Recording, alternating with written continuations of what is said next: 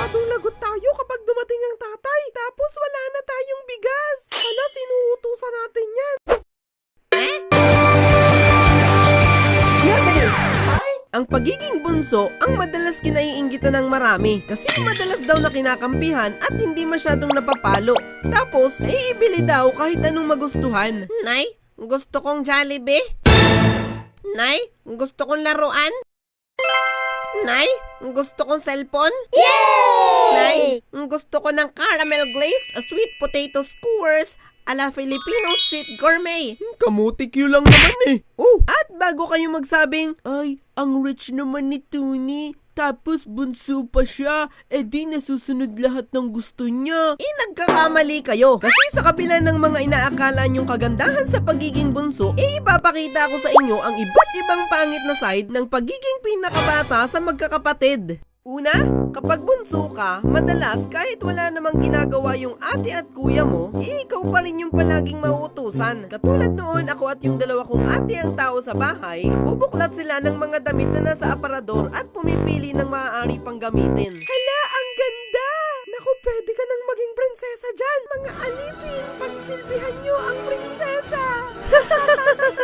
Wala, tanghali na! Wala pa tayong sinaing! Siguradong lagot tayo kapag dumating ang tatay! Tapos wala na tayong bigas! Sana sinuutusan natin yan!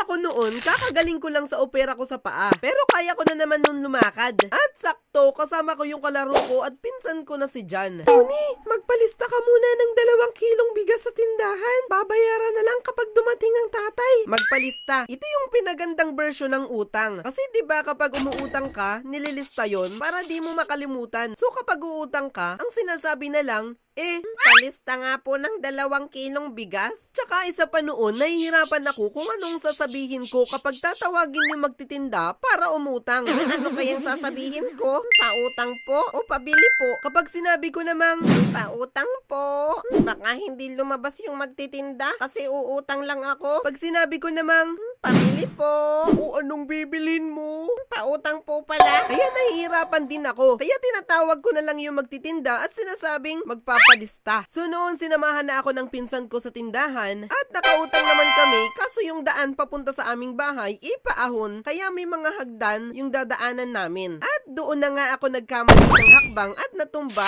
natapon ng bigas. Wala pinsan. Tinulungan ako ng pinsan ko na ibalik sa plastic yung bigas. Pero ang dami pa rin ang natirang kumalat sa daan. Then umuwi na kami at nagsaing na yung ate ko. Nakita ng tatay ko yung bigas na natapon sa daan at napagalitan yung 2 kong ate. Alam yung bagong opera yan, uutusan nyo magdala ng bigas. Yung paa niya nahihirapan pa bumalanse. Ang tatamad nyo kasi. Wala kayong ginawa kundi magsukat. Then yung 2 ate ko, tahimik lang.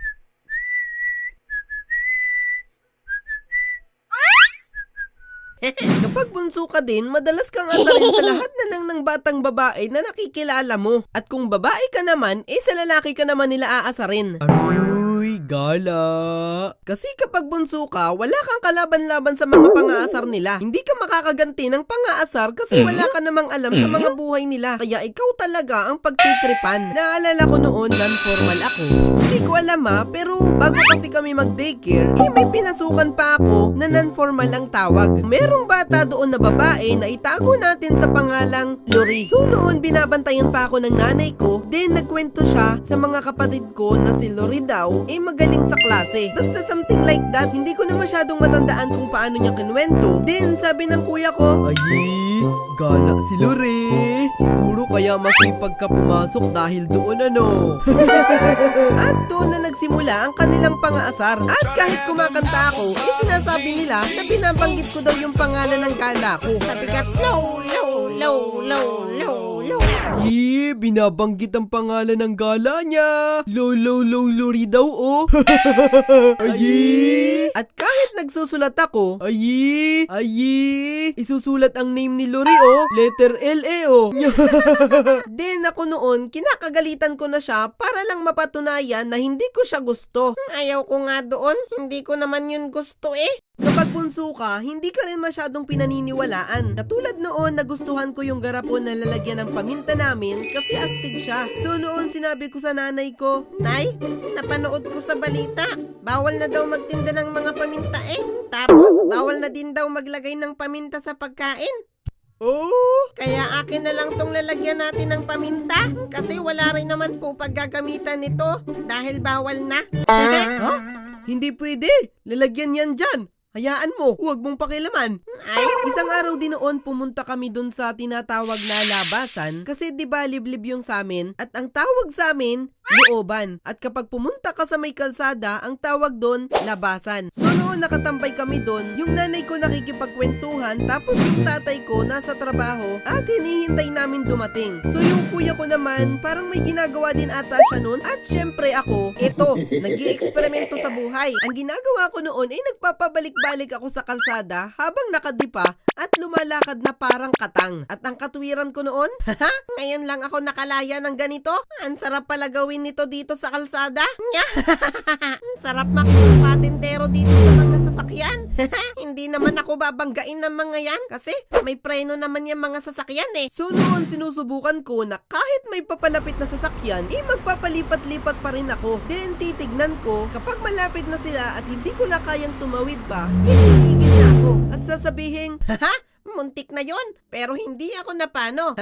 Ang galing ko. then nakita ko ang isang bike na papalapit. So naisip ko magbabalik-balik patawid sa kalsada hanggat malayo pa ang bike. Ang layo pa ng bike. Ang bagal kasi niya. Nakaka-20 na tawid pa ako dito bago makarating dito yan. Habang pinipilit kong makarami ng kakatawid sa magkabila, hindi ko na malayan na papalapit na pala yung bike. Hindi ako maaabutan yan. Malapit na ako maka-20 na tawid dito. Hindi pa rin lumalapit ang bike na yan. Mabagal. Aray ko. Ang sakit. Then dumating yung kuya ko at nakita niyang lahat ng nangyari. At tinanong ako ng nanay ko, bakit ka humaharang sa daan? Alam mong may mga dumadaang sasakyan sa kalsada? Oo nga po, inaharangan niya yung mga sasakyan. Ayan tuloy, nabangga ng bike. Hindi po. Nasa tabi lang po ako eh. Binangga ako ng bike. Ikay wag ka nang sumama sa labasan sa susunod ha? Dito ka na lang sa bahay. Ay, Alam mo ba? Merong nagmamahal sa'yo na baka hindi mo pa kilala mga kadino. wow! Sino yan? Alam niya yung pangalan mo, paboritong kulay mo, at kahit yung bilang ng buhok mo, alam niya. Alam nga rin niya kung tumutulo o hindi yung laway mo kapag natutulog ka eh. Wow! Sino yan? Alam niyo ba kung sino? Si Jesus. Mahal ka niya.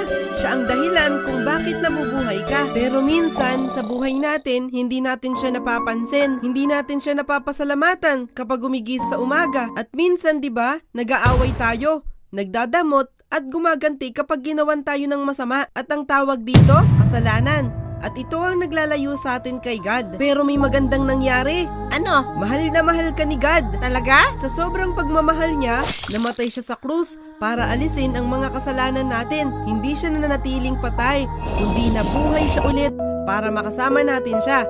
Kasi gusto niya, mapalapit tayo sa kanya palagi. Kasi love ka ni Jesus. Diba si God mabuti? Si God hindi mabilis magalit, hindi siya nangaaway, hindi siya nagsisinungaling. Kaya yung anak niya, dapat ganun din ha. Samahan mo na rin ang pag-church, pagbabasa ng Bible, at iwasan mo na yung mga masasamang panoorin kasi hindi makakabuti yun sa'yo.